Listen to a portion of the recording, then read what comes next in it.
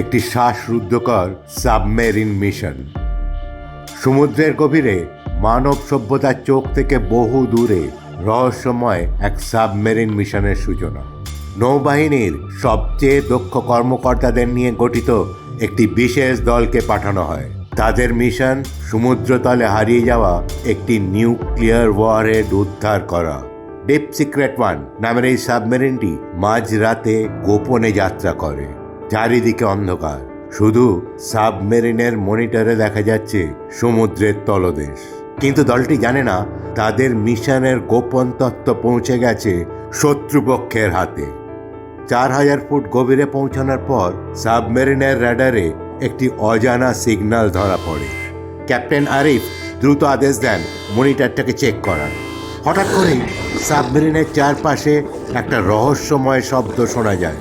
সাবধান, এটা টোপ হতে পারে বলে ওঠেন আরিফ। হঠাৎ এক ভয়াবহ বিস্ফোরণ। সাবমেরিনের ইলেকট্রিক সিস্টেম বন্ধ হয়ে যায়। অন্ধকারে ডুবে যায় পুরো টিম। সাবমেরিনের ভেতরে অক্সিজেন কমতে শুরু করে। দলটি বুঝতে পারে তারা একটি বিপজ্জনক শত্রু ড্রোনের ফাঁদে পড়েছে। ক্যাপ্টেন আরিফ তখন উপায় না পেয়ে একটি ঝুঁকিপূর্ণ পরিকল্পনা নেন। সাবমেরিনের নীরব মোড চালু করে ম্যানুয়াল কন্ট্রোলে চলে যান। তিনি বলেন, আমাদের বাঁচতেই হবে যেভাবেই হোক।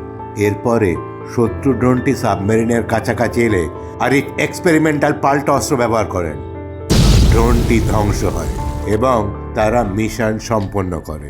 ফিরে আসার সময় টিমের একজন জিজ্ঞেস করেন, ক্যাপ্টেন, আমরা কি সত্যিই বেঁচে গেছি নাকি এটা কেবল শুরু?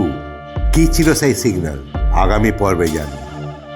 ভিডিওটি দেখার জন্য ধন্যবাদ। ভালো লাগলে প্লিজ সাবস্ক্রাইব, লাইক ও অন্যদের সঙ্গে শেয়ার করবেন। ভালো থাকবেন, সুস্থ থাকবেন। ধন্যবাদ।